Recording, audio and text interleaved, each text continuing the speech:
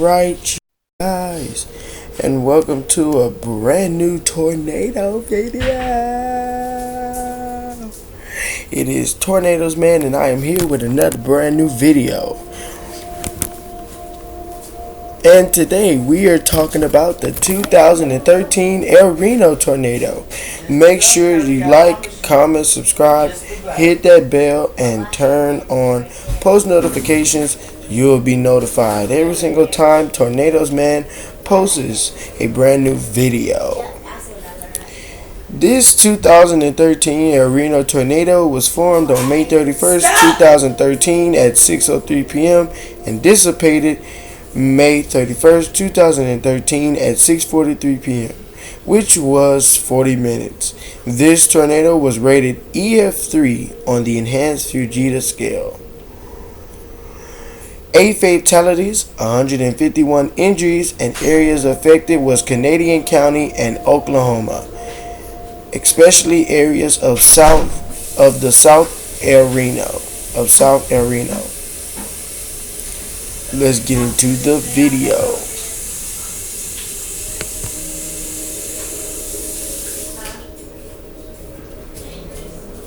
The 2013 El Reno tornado was an extremely large, powerful, and erratic tornado that occurred over rural areas of central Oklahoma during the early evening hours of Friday, May 31, 2013.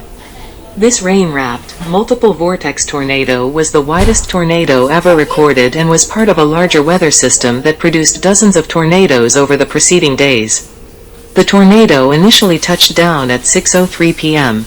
Central Daylight Time, 2303 UTC, about 8.3 miles, 13.4 kilometers, west-southwest of El Reno, rapidly growing in size and becoming more violent as it tracked through central portions of Canadian County. Remaining over mostly open terrain, the tornado did not impact many structures. However, measurements from mobile weather radars revealed extreme winds in excess of 313 miles per hour, 504 kilometers per hour, within the vortex. These are among the highest observed wind speeds on Earth, just slightly lower than the wind speeds of the 1999 Bridge Creek Moore tornado.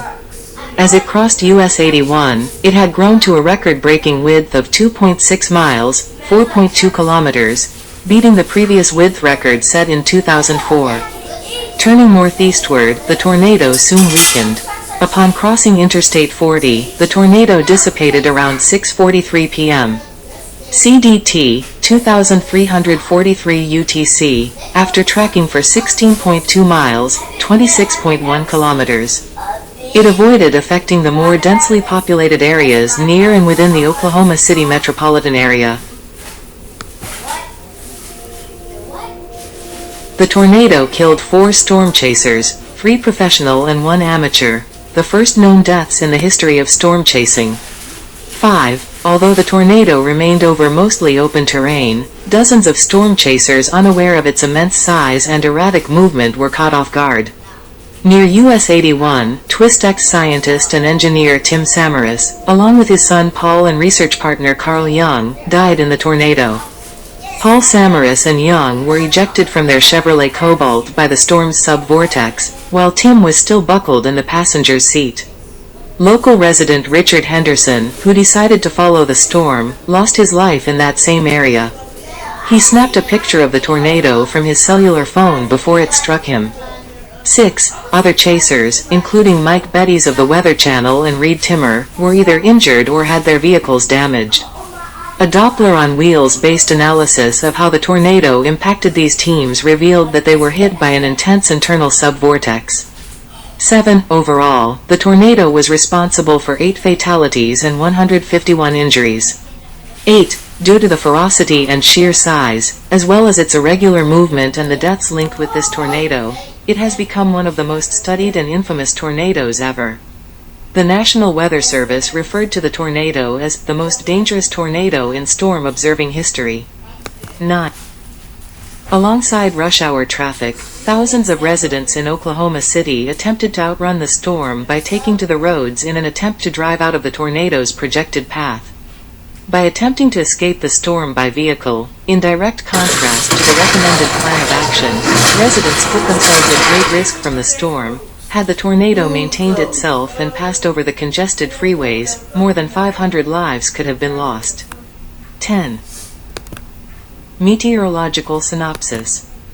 Satellite imagery of the storm system responsible for the May 26 to 31, 2013 tornado outbreak at 6:10 p.m. CDT. On May 31, 2013, a prominent mid to upper level trough and closed mid-level low pressure area moved east-northeastward, with a lead upper low pivoting over the Dakotas and upper Midwest region. A moderately strong polar jet moved east-northeastward over the southern Rocky Mountains to the southern Great Plains. With a broad influence of moderately strong cyclonic flow aloft, the air mass was expected to become unstable across much of the southern Great Plains, through the upper Midwest and Mississippi Valley, by the afternoon. 11. Dew point values had ranged from the upper 60s degree F, 20 degrees Celsius, to the lower 70s degree F, 20 to 22 degrees Celsius, with temperatures in the low to mid-80s degree F, 27 to 30 degrees Celsius, and Cape, a meteorological concept used to predict the force and power of potential storms and tornadoes. Predicting referring to values ranging from 3,500 to 5,000 J per kilogram. Deep layer wind shear speeds of 45 to 55 kn, 52 to 63 miles per hour, would enhance storm organization and intensity. 11. These factors, along with Cape values in excess of 4,000 J per kilogram and an embedded speed maxima rotating around the southern periphery of the low, made the threat of significant severe thunderstorms increasingly likely. 12. These ingredients were present ahead of a cold front extending from the low from the eastern Dakotas southwestward to western Oklahoma, and ahead of a dry line extending from western Oklahoma southward into western north and west central Texas. 11. The most intense severe weather activity was expected across the southern Great Plains, specifically central and eastern Oklahoma, during the afternoon hours. As such, the Storm Prediction Center, SPC, issued a moderate risk of severe thunderstorms during the early morning hours of May 31st from southeastern Missouri to southwestern Oklahoma. The degree of wind shear, moisture and instability within the warm sector favored the development of discrete supercells. Very large hail and tornadoes were expected with the supercells, with the possibility of a few strong to violent tornadoes. 11. At 3:30 p.m. Central Daylight Time, CDT, early that afternoon, the SPC issued a particularly dangerous situation tornado watch from southwestern through northeastern Oklahoma, surrounding the Interstate 44 corridor. 13, 14, 15. Storm development and track. Phased array radar, reflectivity, clipped animate, of the series of supercell thunderstorms that impacted the Oklahoma City metropolitan area on May 31st. A quasi-linear complex of thunderstorms began developing near the Highway 81 corridor west of Oklahoma City between 4 o'clock and 4:45 p.m. CDT, and rapidly reached severe intensity. I'm going to 6 feet. I'm not going all the way no 8 feet. CDT, 22. I'm tall enough, so I can go over there. The National Weather Service Weather Forecast Office in Norman, Oklahoma issued a tornado warning for Canadian County, prompted by increasingly what y'all trying to say? I can't do it? Exhibited in the southernmost supercell of this complex. 16.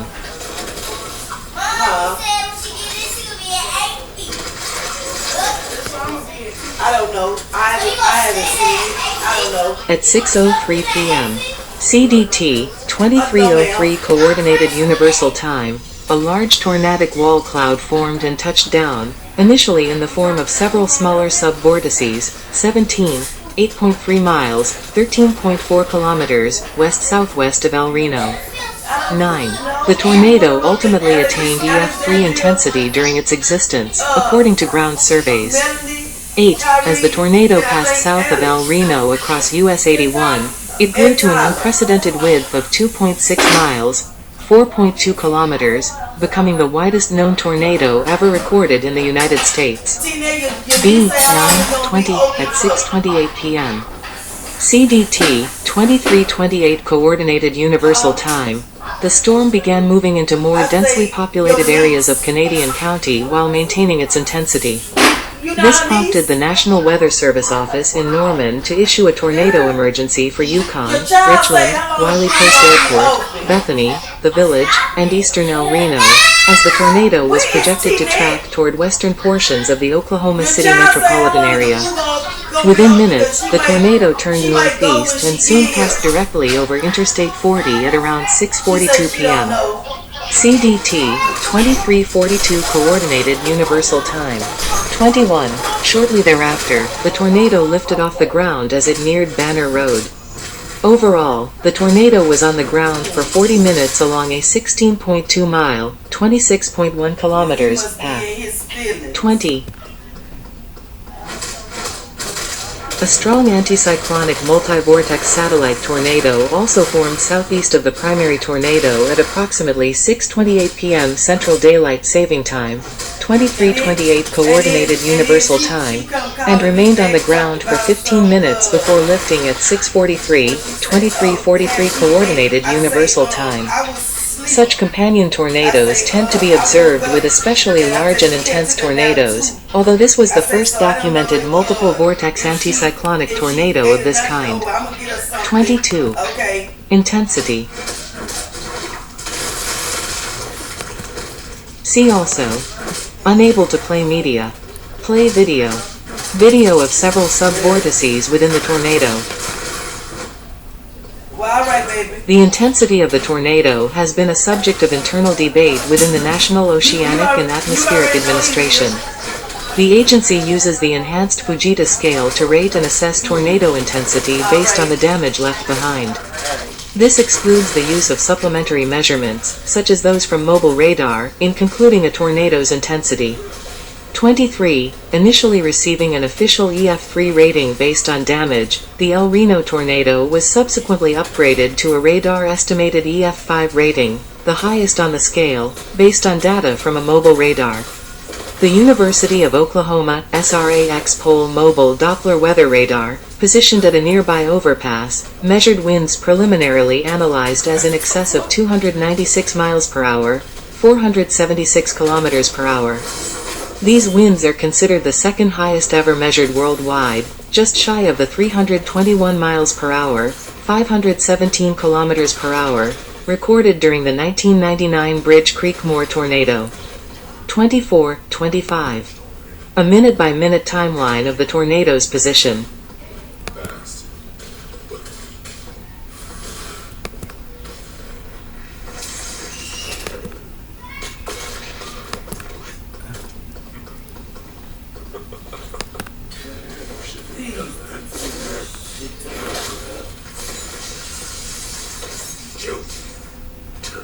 I'd like to see you try.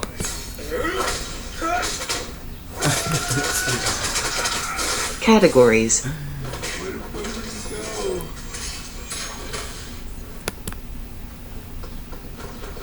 Revised RAX pole analysis found winds of 302 plus or minus 34 miles per hour, 486 plus or minus 55 kilometers per hour, well above ground level and is greater than or equal to 291 miles per hour.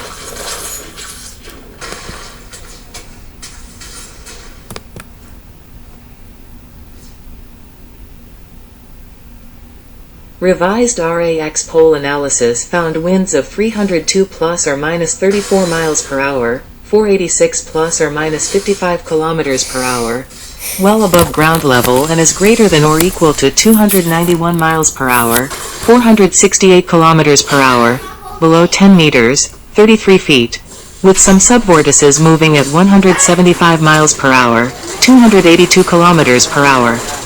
26. The strongest winds occurred in small subvortices along the south side of the main vortex. The two most intense vortices occurred north and east of the intersection of 10th Street and Radio Road, about 3 miles, 4.8 kilometers, southeast of El Reno. 27-28. The main funnel is believed to have had radar-estimated EF4 winds, with wind speeds around 185 miles per hour, 298 kilometers per hour.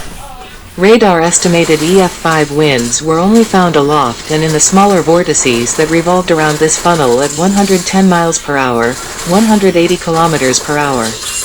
24. a revised analysis in 2015 revealed a peak wind of 313 miles per hour, 504 kilometers per hour.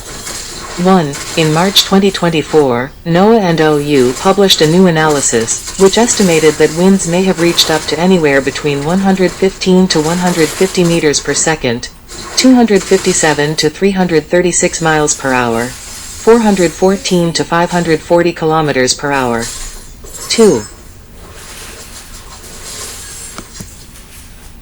Rick Smith, the warning coordination meteorologist at the National Weather Service Weather Forecast Office in Norman, stated that this tornado was among a super rare category within the EF5 rating. Smith also stated that it was fortunate the tornado did not track into more densely populated areas, particularly those within the Oklahoma City metropolitan area. This would have been. I don't even want to imagine what it would have been. 27. William Hook, a senior policy fellow at the American Meteorological Society, stated that Oklahoma City dodged a bullet. You lay that path over Oklahoma City, and you have devastation of biblical proportions. On August 30th, the National Weather Service office in Norman once again revised the intensity of the El Reno tornado.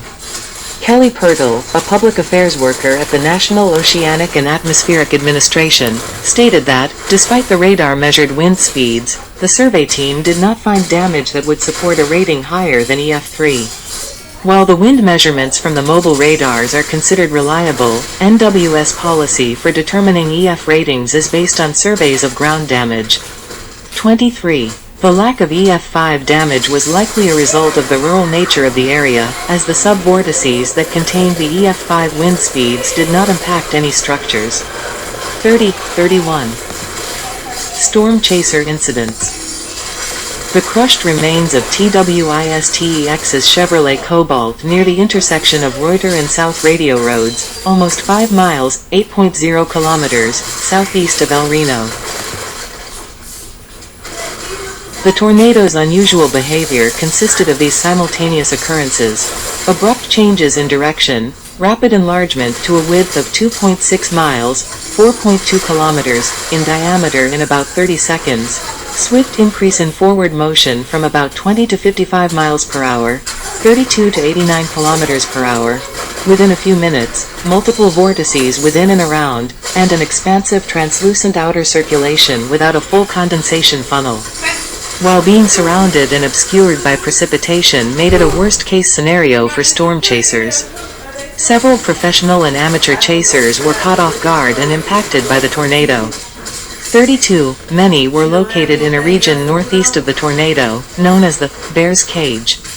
Chasers can generally get a clear view of the tornado from that area, however, it places them at great risk and with little time to react should the storm take a left turn. 3.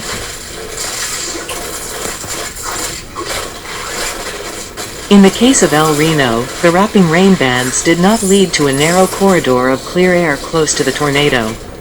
Rather, these rotating curtains of rain were the outer circulation of the tornado itself.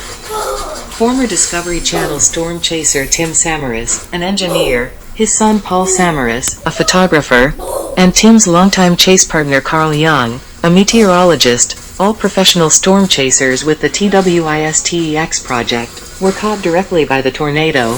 All 3 died in their vehicle, 2 of them were ejected. 34. Normally, Tim drove a reinforced 3/4-ton truck optimized for hail protection and stability in high winds. However, Carl was driving an unmodified Chevrolet Cobalt, a subcompact vehicle with 3 45-pound barometric probes in the trunk, likened by one TWISTEX chaser to a pizza delivery car, making it much less suited to high winds and rain-slicked backcountry dirt roads. It was also underpowered, which hampered their escape in the strong inflow winds. 35. Tim's body was found still buckled in the passenger's seat. They were the first known tornado-related deaths of either recreational storm chasers or scientific researchers. 36. Mike Betties, a meteorologist for the Weather Channel, was also caught in the storm. His sport utility vehicle was severely damaged, having been thrown about 200 yards, 180 meters. The driver was left with a broken neck, fractured vertebrae, and several broken ribs, while Betty's and the other passenger sustained minor injuries. 3-3, 37, 38, meteorologist Emily Sutton and storm chaser Kevin Yousefi of Oklahoma City NBC affiliate KFOR-TV, Channel 4, were also caught in the path of the storm.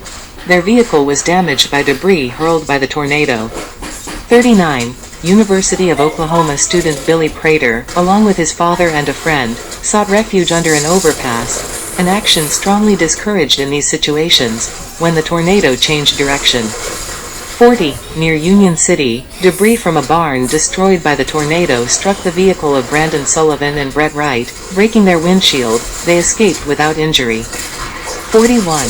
The hood of Reed Timmer, S Dominator 2, a vehicle designed for intercepting tornadoes, was torn off by lines that were down from the tornado. 42. Storm chaser Dan Robinson received injuries after being enveloped within the outskirts of the tornadic circulation. He escaped a few hundred meters ahead of the TWISTEX crew on Reuter Road and is believed to be the last person to see the car occupied by Samaras, his son Paul and Young. 17. Just behind the TWISTEX crew, a tour group led by storm chasers Randy Walton and Mike Phelps followed immediately behind both TWISTEX and Robinson's vehicles on Reuter Road. However, the group turned around just as the tornado began crossing the road ahead and escaped without being impacted. 43.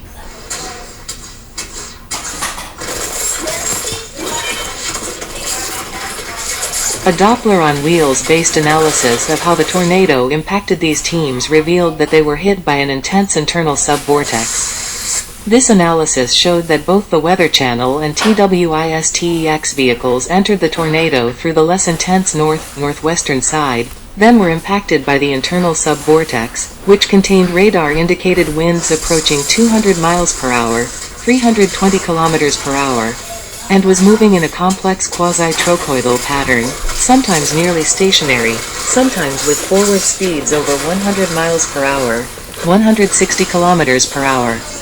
Entering the larger tornadic circulation without the ability to maintain situational awareness of the internal subvortex was likely a key contributing factor to the deaths and injuries. 7. Response.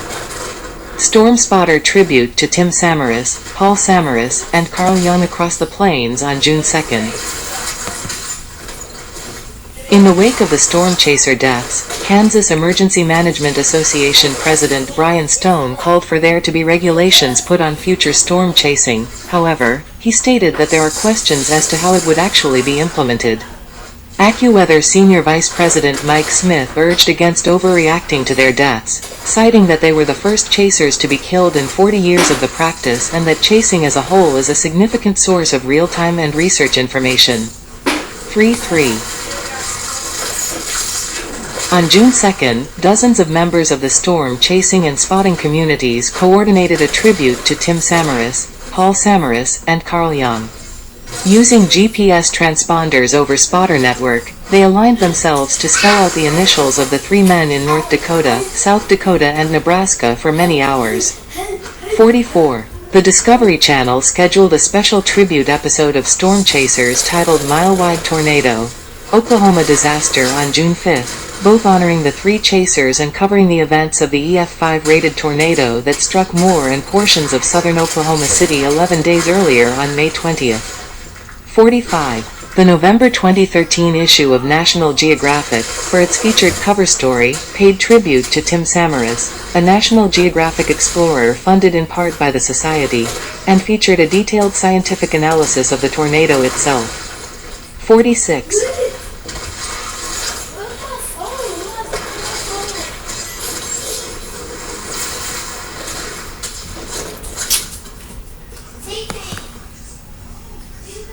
A team of scientists and veteran chasers embarked on a crowdsourcing survey project to gather storm chaser information, including video and photographic recordings and GPS logs, to piece together precisely what happened.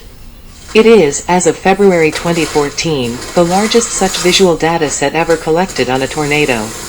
The chaser information is compiled with radar and lightning data, and the project is intended to eventually expand to a standardized open-access database covering future events. 47. In association with the project, software was unveiled in 2015 allowing for the synchronization of maps, radar data, and storm chasers footage of the storm. The tool was named Tornado Environment Display, TED, after Dr. Ted Fujita. Anton Simon, one of the tool's architects, said that while the tool had only been used in relation to the El Reno tornado, it could potentially be applied to future tornadoes with sufficient footage as well. 48. Casualties and impact. A destroyed home about 4 miles, 6.4 kilometers, west of U.S. Route 81. Since the tornado remained over mostly open terrain, damage was relatively light, although still significant in isolated locations, in comparison to its extreme intensity. Surveys from the National Weather Service revealed that structures in its path sustained EF3 level damage at most. 49. The Oklahoma City West livestock market was described as a war zone, sustaining extensive damage. Several large steel frame warehouse-type buildings were destroyed at that location. Multiple large brick buildings at the nearby Canadian Valley Technology Center were heavily damaged or destroyed, and a large metal wind turbine prop blade was thrown 100 yards, 91 meters, into the side of a daycare building on the property. Damage totals at that location alone were estimated at up to $40 million. 50, 51, 52, one farmstead, consisting of a large barn, a cattle barn, 3 machine sheds, granaries and the owner's home, was also completely destroyed. 53, several other rural homes were destroyed, and large amounts of gravel was blown off of gravel roads in the area, with only the dirt underneath left at some locations. 52, several large metal electrical transmission poles were downed, trees were snapped and defoliated, and multiple vehicles were tossed from roadways in the area. At least 29 buildings and 40 vehicles were damaged or destroyed by the tornado, with repairs in the El Reno area expected to take at least a year. 52. On June 1st, the American Red Cross set up a shelter at the Redlands Community College in El Reno for victims of the storm. 55. The following day, Oklahoma Governor Mary Fallin toured damaged areas of El Reno. Due to the tornadoes that occurred previously on May 20th, a state of emergency was already in place for the affected areas, allowing residents to quickly obtain emergency assistance. 56 residents left homeless were provided with temporary housing constructed from shipping containers. Each container was fitted with a kitchen, bedroom, living room, and bathroom. 57. Overall, 8 people lost their lives as a result of the tornado, all of whom were killed in vehicles. 58. Local hospitals in Oklahoma City, including OU Medical Center and Integris Southwest Medical Center, and Mercy Hospital in El Reno, reported receiving at least 115 injured, including 5 critical patients. 59, 60, overall, 151 injuries were attributed to the tornado. 8. Evacuations. Satellite image of the Oklahoma City area on June 2nd displaying the ground scar left behind by the tornado.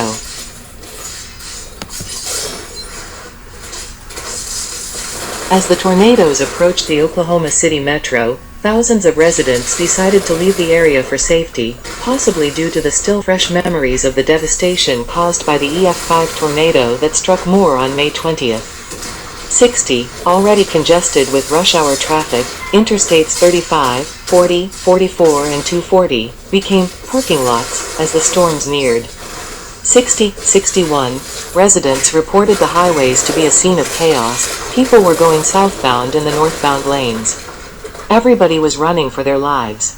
60. It has been suggested that the evacuation was partially caused by a controversial call to action on air by KFOR-TV chief meteorologist Mike Morgan, who suggested on air during coverage of the storm, as the tornado was projected to track into Oklahoma City, that residents without underground storm shelters or safe rooms get into their cars and evacuate south of the track.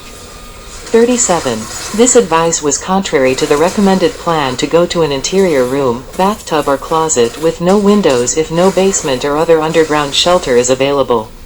These locations are typically much safer than an automobile in tornadic winds. 62. Dr. Jeff Masters of Weather Underground stated that had the tornado tracked directly over one of the congested highways, the death toll could have easily exceeded 500. 10. Alright you guys, if you enjoyed this video of the 2013 El Reno Tornado, like, comment, and subscribe. Peace.